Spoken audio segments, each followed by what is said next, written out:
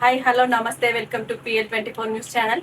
రేవంత్ రెడ్డికి సవాల్ విసిరిన హరీష్ రావు. మీకు దమ్ముంటే అసెంబ్లీ రద్దు చేసి ఎలక్షన్ కి రా తేల్చుకుందాం అంటున్న హరీష్ రావు.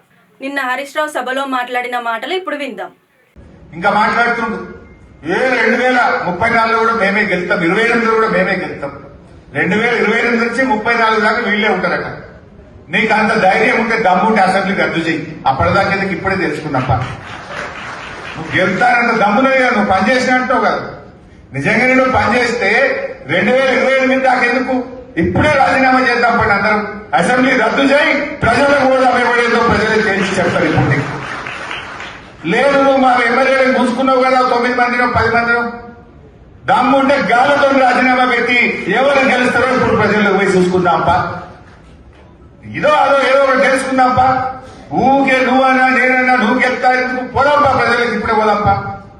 నీకు అంత నమ్మకం ఉంటే, నువ్వు అంత పనిచేసినోడు అయితే, నీకు ధైర్యం ఉంటే పారు అసెంబ్లీ రద్దు చేసి అసెంబ్లీకి పోదాంపా. దానికి నీకు చేత కాదు. ఇలా ఎన్ని అబద్దాలు మాట్లాడిందంటే